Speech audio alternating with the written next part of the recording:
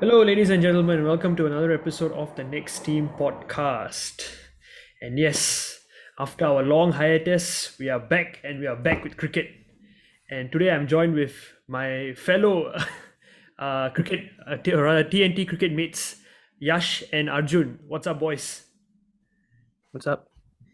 Why so silent? I expect us to be buzzing after the massive I win don't, I don't yesterday. want to say I don't want to say anything until Manchester. After what happened in Leeds, it's All still right. there's still a series to be won. Let's just say that. Fair enough. But okay, but I'm pretty sure that all of us are buzzing right now, like, at least for yesterday's win. I'm pretty sure all of us stayed up to Definitely. watch. I mean, even yesterday, and we had a very good win at Lords also. So big wins, in fact. But also then England also trashed us the next game, so. Yep. I mean, to our viewers, we apologize for not posting much for cricket. I think we've been swamped with work, and we've been trying to focus more on our football side of things. So, but yeah, we are here, and we're here to talk about the fourth test. And before we get started proper, Yash, our backup message man, will take it away. All right. So thank you so much for all your follows, likes, and comments, for all our content so far. So you can check us out on Spotify, YouTube, TikTok, and Instagram. So on YouTube and Spotify, it's at the Next Team Podcast. And for TikTok and Instagram, where you can see a lot of quality content from our very funny man, BK, our memes man, in fact. Yeah. And that will be at Next Team SG. All right. Yeah. Thanks, Yash. So you guys heard Yash, so please listen to Yash. And let's get started with the episode proper. So, okay, boys, let's start with the first innings. First innings, 191 all out. Thoughts? Anyone can get the ball rolling. Manchester flashbacks. I mean, 191. I thought we were. First of all, we lost. We were at some point, we were quite bad at the first innings, right? Like, we were 120 odd for 7 before seven, the Lord correct. made an appearance. Yeah. Lord Shardul saved us. Lord Shardul saved us, yes. Yeah. I mean, what a knock that was. Yeah. No, Exactly. continue, Tarun. I mean, continue, Arjun. I bet. Yeah. So I was just saying, like, we could have lost that game on the first day itself. We should have been pretty bad. After the highs of the Lord Test, we get thrashed in Leeds. Let's be honest. And then we did. We're coming back to London at the Oval, a flat pitch where you think, okay, as a subcontinent team, you expect us to do better as a batting side because we're more used to flatties basically. And yeah, just the way we crumbled 120 for 7. I think Pant's dismissal was like very frustrating for me to watch because at the situation it wasn't even required, and you could see Thakur playing way straighter and getting way more purchase for his shots. But of course, Pant, we will talk about his innings later. Yeah, I think he made up more than made up for it. He learned from the first innings. But it was just as a collective batting unit, it wasn't good enough from our point of view. I understand he has crowd cover. Yeah, go ahead. Yeah, I mean, I was just going to say, I felt it was just very similar to the first innings we had at Leeds, where we got all out for, how much? I think 78. Yeah, 78 something, yeah. So it was very similar because nobody really contributed with the bat. Surprisingly, Kohli did well. He was the highest scorer in the first innings, below Shardul. But I think Kohli's kind of on and off also, Like if you looked at it, the first 2 tests, he didn't really bat particularly well. And then even these 2 tests, I mean, he's been okay. Like his batting is still, not in form, And I wonder if it's affecting some of the other guys along with him, like Pujara and Rahane. I think mainly Rahane. Rahane is honestly, I do not understand. I think it's at some Pujara point still making contributions here and there. Yeah. And at some point, I think the coaching staff will lose patience with Rahane. I think at this point. Yeah. I mean, I still stand by it that the MCG 100 was one of the best knocks I ever seen live. Yeah. I mean, definitely. I will never discredit him for that. But I think right now, I mean, he definitely warrants. Big score since then, right? I don't think he scored I can't remember. He scored a 61. 60 odd. I forgot where. Was it in Lords? Was it in Lords? Yeah. It was him and Pujara actually. Oh, right. Yeah, they held the fort for a while. They held the fort. The fight back started with their partnership. Right, their partnership. It was a very slow partnership. I think it took 296 balls for us to get to the 100-run partnership, but it was vital and he kept us in the game. And with this experienced players, it's always very it's a very tricky question. When do you drop them, or do you continue to back them? And I think for this series, at the very least, I think we can expect to see Rahane in the next match as well. Yeah, probably. Which I don't think is completely unfair, honestly. I mean, Because there's he is a no very real- experienced player. Yeah, he did get a 50. Yeah, to be fair to him, he did get a 50. So you have to give him that. But then again, I will also say that Rahane is someone we've sort of backed for quite some time. So because of that, I do believe that we should be a bit more critical of him, and especially if he doesn't perform. Like, I think we've backed him for quite too long for him to enjoy that sort of, I guess, a bit of a leeway, you know. Like, I feel like the younger guys should be given more of a chance. And okay, one thing that Rahane has going for him is the vice captain. So it's quite unlikely they're going to drop the vice captain unless otherwise he averages something around 20-ish, which I think he is right now. He is averaging a 20-ish. Probably, yeah. For the last 2 years, I think, which is very, very abysmal. But I mean, he says something when his first half of his career was better than the second half of his career. He made his name as an overseas specialist, right, in the SINA countries. And then steadily his average has just dipped and dipped and dipped. He still has those performances in him, the MCG 100. The way he captained our side after Kohli left, I think it's all very admirable. And we cannot like just look past that. He has contributed to our team in more than just batting recently. And that's why I still think, maybe we can just persist with him right for now, because I mean, we are ahead in the series. There's no need to like just topple change too much. No need to rock the boat when it's sailing smoothly. Exactly. I get what you mean. Fair point. I think there's both sides of the argument, but I think at this point, a rational fan would probably say that Rahane is going to be playing the last test. I don't think he's going to. I don't see that. Let's hope he proves us wrong. Yeah, but I also don't think there's any proper replacement for Rahane. Maybe Surya Kumar. I don't know. But I don't think that's like along the order. Yeah. The thing is, when Gill comes back, right, we could always see maybe Rahul moving down to the middle order, and then Gill, and then so option. Rahul becomes the eventual replacement for Rahane. That's a good point, actually. Yeah, I could see that happening. Also, the last thing to add about Rahane, I think Vikram Rathur, our batting coach, actually went to openly back him, saying that he's not under pressure by any means. Like something along those lines. Not his exact quote, but basically he says that he's basically said that the coaching staff backed Rahane. So that's a big thing coming from the batting coach itself. So clearly, Rahane should be playing this match and probably for the next few series as well. I do foresee that. I think this will be his last cycle, like in terms of the World Test Championship. Probably, yeah. Very likely. I think that's a fair call to make. Yeah, but I think we are talking too much on Rahane. I think we should give Lord Shardul, all credit. Yeah. I think when everyone was struggling, I mean, okay, Kohli got a 50. Fair play to him. I think. Yeah. I'm not sure if it was difficult batting conditions, to be very honest. I think it was slightly overcast, but it wasn't a 190 pitch per se. I don't think it was that bad. I think maybe it's more the situation than the conditions. He was walking in a very, like, let's say, fragile situation.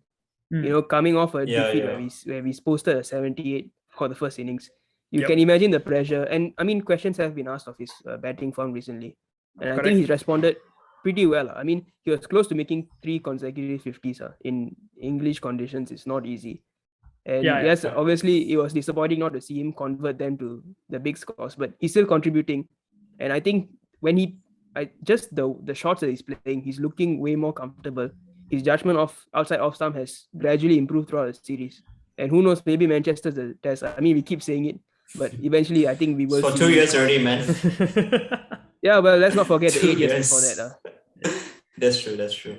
Yeah, that's true. I think the thing I'll back Kohli to the death. I mean, I'll never. I mean, no matter how bad he's performing, right? There's no way Kohli should be. Like, he shouldn't even be in the talk for him being dropped. Right? So it's just the high standards he set himself in the first half of his career, or even more than half. I mean, most of his career he's been setting himself unreal standards. He averages over 50 in T20s, ODIs. I think Test is slightly under 50. I mean, the 50 average in T20s is just insane. I mean, in a format as unpredictable as that, to average a 50, that is just staggering. No matter what position you bet, that's really impressive, honestly. Yeah. No, but I have to say about Kohli, the thing is, you can't drop him also, because you have to say that he's the best Test captain India has ever had. in Yeah, that I would sense. agree with that, I honestly. would agree with that as Yeah. well. Yeah, his So win percentage just is for one of the his- highest, if I'm not wrong. Yeah, so just for Yeah. captaincy wise, maybe other formats you can talk about in different things, but at least for Test, Kohli certainly has its position. And like you said, I think T20 also there's no T20 and ODI, they're pretty similar formats, and he's doing pretty well in that usually. Although like he hasn't scored hundreds, but then still, just that I think for Test his captaincy, you can't really doubt it at all. Mm. For Indian cricket. Yep, good Right. point. Good point. Okay, I think we can move on to the English first innings. So England, okay, I think we had a very, very good start. I think, okay, day one, I think we got them 53 for 3. At some point, we Yes. got Root. Yadav bowled a beauty to get Root out. In swinging. That was unplayable. Yeah. Unplayable. It was a my beauty, God. absolute beauty. I mean, Jaffer. first of all, I didn't expect Yadav to play this match, and I think he has performed pretty well. I would say Yadav had I think he got 3 Yeah, wickets a in the pretty decent game. He had 6 wickets overall, so three in each innings. So yeah, I think Yadav has. I mean, the team selections called to actually bring in Yadav. I mean, Thakur aside, but Yadav as a. Brilliant I wouldn't pick, say he's right honestly. now. He's not the frontline bowler for India, and he's still performing Yeah. very, very well in overseas conditions. Pretty. I was actually impressive. surprised that they picked him when I saw like the first day the team sheet Yeah. came out. I was actually pretty surprised that Yadav got the nod ahead of. I think. Yeah. To be fair, Ishan Sharma had Ishan. a pretty average performance, which maybe probably pushed Virat to bring in Umesh, because Umesh, I think his average in the last few years is like close to 20 some, like low 20s. He's really evolved as a bowler under Yeah. Kohli, so you have to give him the credit. And the main Definitely thing was- which I was really surprised about is that was Shami dropped or was he injured? No, he was injured. I He's I injured. think- He's yeah, I injured. think He's he's injured. injured. Yeah, He's that's injured. He's fine. injured. Don't worry. I thought he was dropped because I thought Shami was our best bowler. No way Yeah, Shami so will get far. dropped. I think Shami is. I Yeah. mean, before the World Test Championship final, I had my doubts about him because he hasn't played cricket in quite some time. He's recovering from his injury at that point in time. But I think right now, after the World Test Championship and having seen him in England so far, he's our best fast bowler, I would Best say. bowler. Yeah, Yeah. even better than Bumrah, I would say. Okay, but we'll come to Bumrah soon. But coming back to England's first innings, right? I'm looking at the scorecard right now. I think from what I recall, they were 63 for 5 at day 2. So India right on top. And then up stepped Ollie Pope and Johnny Bairstow. After Ollie Pope, everyone made very, very useful contributions, I would say. But the argument here is that a lot of people say that, or rather a lot of experts say that England should have made, or rather should have capitalized more on the situation. So Ollie Pope made a solid 81, Johnny Bairstow 37, Moeen Ali 35, Chris Wokes 50, all very, very handy contributions with the bat. But from what I hear from the experts, the overcast conditions were apparently clearing up, which made batting a lot easier, which you saw with India's second innings as well. So the thing is, having gotten themselves out of their rut, which was 63 for 5, you would expect them to actually capitalize, and which is what India did in the second innings, and which is what England failed to do in the first innings. I think 100 runs lead is a pretty disappointing lead, considering the situation they could have been. At least that's what Root said. They need to be especially more in the- ruthless, I guess. Yeah, they could have been a What bit more Root- ruthless. Root said Yeah, in the but then post-match at the- interview he wanted a 200-run lead. That's one other. He said that they could It is have very potentially realistic, had honestly, given Yeah, the it was. conditions. exactly. I mean, it was possible, but the fact is that the top order failed in this case. The top order didn't make that many runs, which put the lower order pressure. Like, yeah, for sure, the lower order contributed, but maybe the top order had contributed a similar amount of runs. They would have easily had the 200 lead. Yeah, I guess the definitely. disappointment for Yeah. England fans would be the manner of dismissals for the lower order. So, like Moeen Ali, right? He got himself in pretty well. He actually was plumb LBW by a Bumrah full length delivery, but for some reason nobody clocked it. It hit him on his foot. Moeen Ali somehow didn't show any reaction, and then nobody just reviewed. And then so he got himself in after that. He got to 35 out of 70, and then he just goes for the big hoik. That T20 player in him just comes out. Yeah, And he just gives away the momentum back to India. They just kept opening the door for us, and we are a world-class team.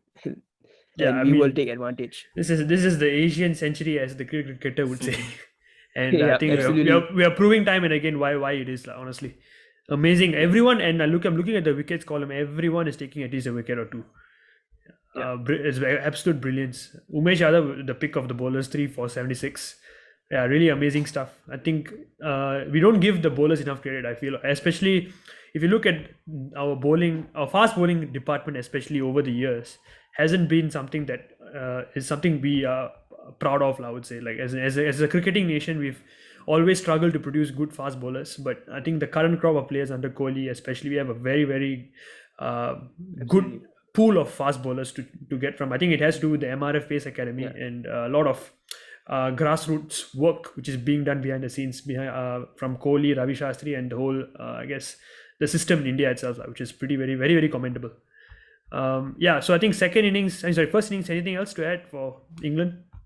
Yeah, just adding on to the point of like the dismissals, like after the Moeen Ali wicket, the next instance I can recall is the run out for Chris Wokes. He got to 50 like pretty easily. I mean, what a Yeah. cricketer he is. He First is time first time playing red ball cricket in I don't know how many years, maybe more than 1 year. And Yep. he gets a 3 for 44, I think, in the first innings. Bowled absolutely brilliantly with the new ball. And then he comes in and scores a quick 550. And then he gets run out. And then it just halts their momentum. And he could have batted with it. I know he was 9 wickets down, but he could have easily scored maybe eked out another 30, 40 runs. Yeah, And that would have put, definitely. I think, just a bit more pressure on our opening pair. I think keeping it under 100 was like the psychological like relief for us, in a way, for the opponents to come in with a clear mind. And we clearly saw that when we came out to bat. Definitely. I mean, for this part, I think the first things I only watched the highlights. I didn't watch it live, so I have to be honest at this point. But from what I see from the scorecard, I do believe that England could have had a 150, 200 run lead at the very least, given how the conditions. I only started watching proper from day 3 onwards, so I think the conditions for batting, from what I heard, got better as day 2 progressed. So I think England will be very disappointed not to get a bigger lead in the first innings, and I think that eventually came back to bite them. Starting with Rohit Sharma at the top of opening our batting, scoring a magnificent 127. What do you guys feel? First century overseas also. I think. First century overseas. What a player. Yeah. Honestly, what a player. I mean, I think the thing about him, Rohit Sharma, he's been getting out to the same pull shot over and over again. I mean, which he did in this innings as well, which was quite funny. Yeah. The way he got out, he got was to a half tracker by Ollie Robinson. It was like It was a nothing delivery, honestly. I could have bowled that delivery. see- It was 105 clicks or something. I think I bowled at that pace. Yeah, I think Robinson was just he was just so tired that so like I guess as an opener you're thinking, okay, this guy's going to steam in with the second new ball. I just need to use the pace to guide it. I think that's what Rohit tried to do, but he was too slow on him, so he loses his shape, and then he's just like crouching awkwardly as he feeds it straight down to Chris Wokes. And then you see the reaction of the England players. They're like, okay, is that what I needed to do to get you out? I bowled to you like 3 Jeffers and you defend Exactly. it and you get out to that kind of ball. Absolutely. It was just quite funny, honestly. Even as an Indian fan, I was like, wow, that is a classic Rohit Sharma dismissal for a classic Rohit Sharma innings. If Rohit Sharma gets set right, the only way like he's getting out is if he throws his wicket away. It's never a good ball to get him out. That's the thing. Rohit Sharma, once he gets in, is one of the best players in the world. Like, no doubt. That's true. But I would say this season, right, this 2021 year, I think he's been our most consistent player. Like he has not been getting big runs at some games, but he has been there in the most crucial moments. Like if you remember in Australia as well, he was there in very crucial moments, which propelled the team in a good position to move forward and win the games. So I would say like in terms of consistency wise, he's been our best player in terms of batting at least. Yeah, definitely. I think one last thing I would add about Rohit Sharma is it isn't this his normal characteristic. I think more he scores at about strike rate about 60-70, I would say, in a normal test match, because he likes to feel the ball on his bat, and he generally likes to, or he's not the natural lever, if you like to call it. Right. And for him, he sort of had to control himself. He took it as a challenge upon himself to actually play the conditions rather than play his natural game, which in itself is a hallmark of a great player. To actually curb your natural instincts and play I think that for the team. shift that is amazing. I mean, that is what separates the good players from the great players, and I think clearly that knock was deserved man of the match in my book, honestly. I mean, people may argue for Shardul Thakur, which also I'll come to that soon, but I still believe that Rohit Sharma's knocks paved the way. I think it was very, very important that we didn't lose early wickets to start our second innings. And I think everyone, in fact, for the second innings, right, almost everyone contributed. I see useful knocks all the way. Rahul, Pujara.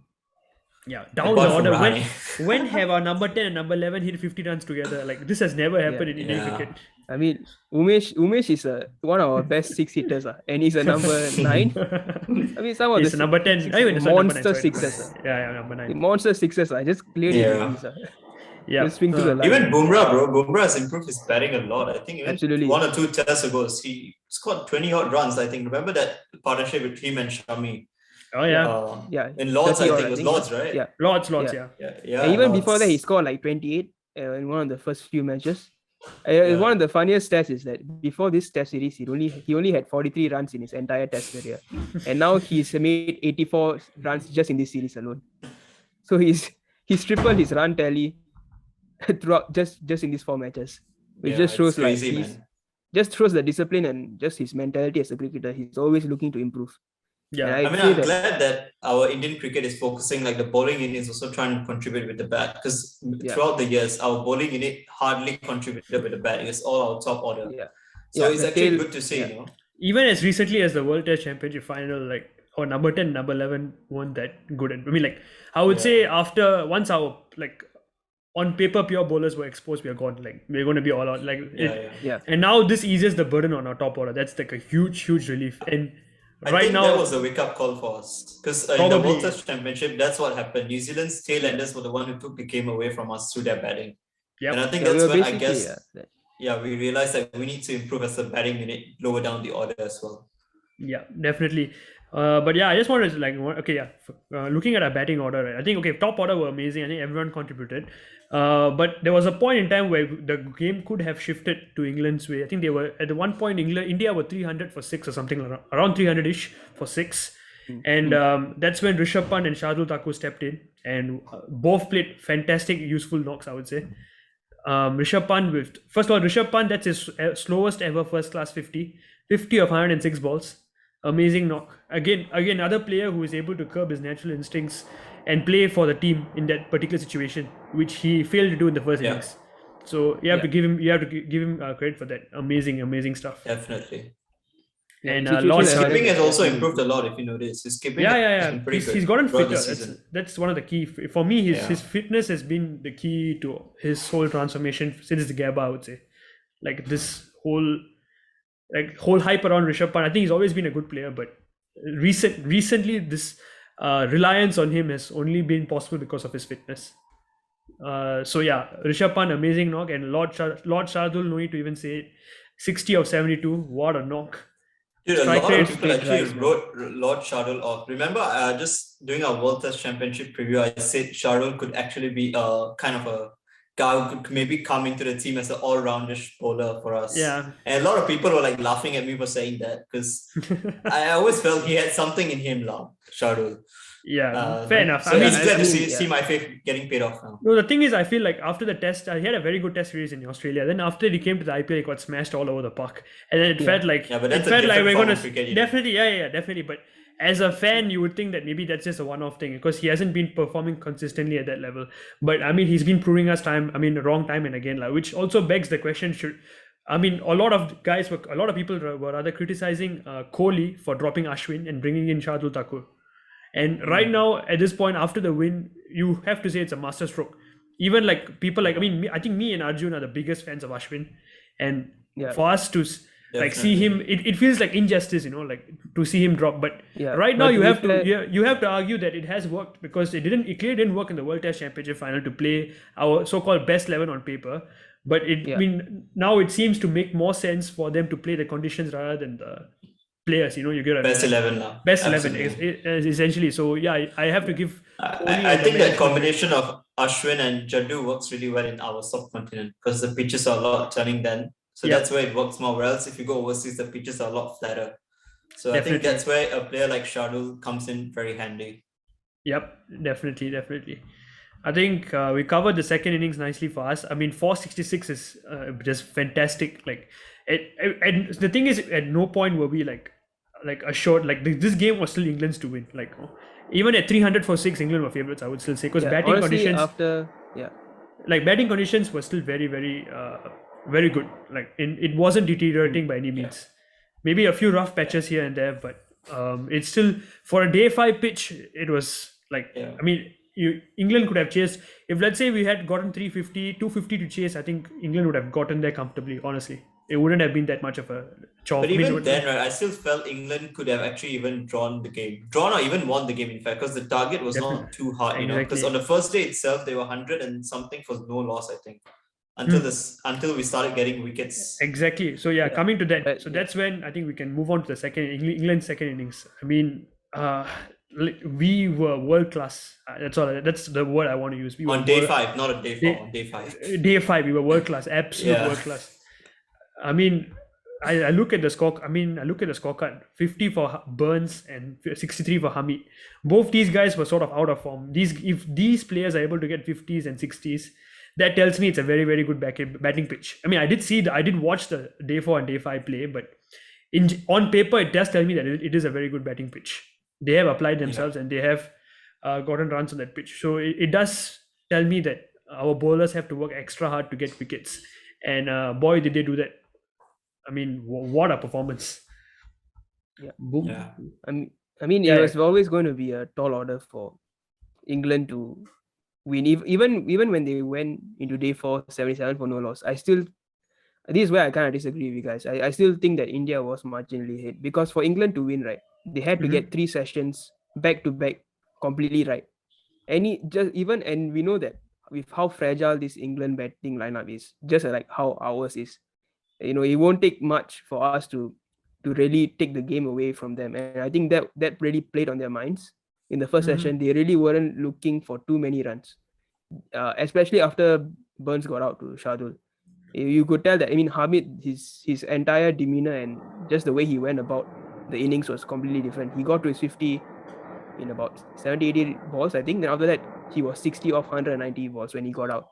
It just shows how difficult it is to chase on a day 5 pitch. Yes, it's a flat pitch, but you have to understand that it's not just the pitch that plays an element in how lethal a bowling attack can be. You have to look at the skills that our bowlers possess, our ability to reverse the ball, Jadeja's ability to control the run rate from another end. I mean, Jadeja started off pretty poorly on day 4, actually. He was bowling like half trackers, he was bowling full tosses, and then which is very uncharacteristic for him, because that's his MO. He controls his line and length to perfection.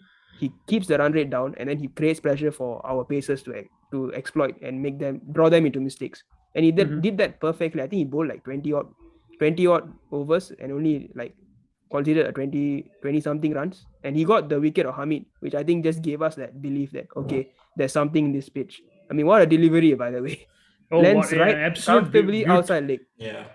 And then hits the side of off stump. I mean, yeah, top of perfect. I mean, to be honest, the Joe Root LBW I was telling Arjun, does one that was overturned because it pitched outside leg. One was, I mean, if let's say Joe Root pad wasn't in the way, that was going to hit the stumps as well. Like Jadeja was hitting perfectly at the rough, like around. I think the rough was around the leg stump area for the right hander, so it was perfect. Amazing bowling. Yeah, I think. Yeah, but I think the game changer for me was definitely Bumrah's spell. Bumrah's spell, sorry. Absolutely. That is world class bowling at its finest. Like the 6 over spell. I think I saw Shane Warne's post match analysis. What a 6 over spell that was. I mean, he got first Ollie Pope's dismissal, amazing in swinging ball out of nowhere. To be honest, I thought he missed the straight one. To be honest, he did in a way, but he kind of played around it. But yeah, there was a bit of in swing at the end. Correct. Yeah, I mean, like Bumrah was getting a lot of reverse. I don't think the pitch was offering as much purchase, and he was the one that was trying to make things happen. That is when your world class bowlers sort of step up. And I think Bumrah, like what Kohli said, that was one of the top 3 bowling performances he's ever seen from an Indian team. And I completely agree with Kohli, because I think that's the best spell I've seen from Bumrah. Maybe ever. Maybe I don't remember now. But yeah, I would say comfortably his best spell. Because when your conditions are not helping you and it's day 5, you're toiling, and it's supposedly very favorable batting conditions. I mean, as a fast bowler, it doesn't get harder than that. And did he step up to the plate, honestly. Like, what a dismissal of Bairstow as well. That was the trade. That was trademark. Yeah. And he almost got Root in the same fashion also. There's one ball he had. Root just somehow managed to get a little bit of bat to deviate off the stumps. In all that chaos, that was an underrated aspect of the game. The battle between a world-class batsman and a world-class bowler. I mean, only Root would have kept that out, I think. Any Yep. other batsman would have probably been sent home. That Definitely, was a yeah. brilliant battle between those two players. Yeah, I think the second session was where the game just shifted momentum. They were still well in control, at least for a draw. England, I would say, Yeah, definitely. because as long as they have Root in the as long as Root is out there in the middle, they always have a chance to save the Test match. Winning is another Yeah. thing, but at least saving the Test match. I don't think this batting order is exactly strong. If they had someone like Stokes or even Butler, I would still say they have an Yeah. outside chance. But I don't think they have enough world class players in this current 11 to actually make a case for the 368. So right now, I mean, the only chance I see is Root staying and Lord Thakur once again coming to the fray. Inside edge on the stumps. Yeah, inside edge on the Yeah. stumps. Do you think that was a bit of instinct or just a mistake from That Root? was a mistake from Root, but also good bowling because I mean, end of the day, you do create those opportunities through consistent line and length. Absolutely. So yeah, I have to give Thakur credit. I think he had a fantastic. Root start. Yadav averages as well. 17 Yadav against took good Thakur, wickets. this series. Yep. Oh my god. Yeah, I was just saying you got to give Yadav credit also because he took Woke's wicket as well. Yeah, He cleaned up the and- tail very well. he cleared a Yeah. waiter. One more thing, this about this bowling attack. I think previously we struggled to clean up the tail, especially of the stronger Test sides. Especially, I would say. I mean, England I mean, they're not their strongest at the moment, but I mean, they do bat deep. To be very honest, I think up till Ollie Robinson can hold a bat, and Craig Overton is a first class all rounder. So, I mean, to clean them up as quickly as we did has to be is very very commendable. The same thing we did at Lords. Lords we got at 10 wickets in the last day or something, right? Yeah, Yeah. we got 6 wickets in the last session, which is Exactly. absolutely It was just- crazy. it's That we mind-boggling. even pulled that off. Like I mean, And it's- this side under Kohli is able to finish the job off, which I haven't seen with any other side. We'll usually scamper away through most. I honestly think the Lords Test and this Test could have been a draw if it was under any other captain. Kohli's aggressive captaincy is, I mean, it's It's just paying it's just dividends. the atmosphere that he creates with the tension Yeah. that he puts the opposition under is suffocating.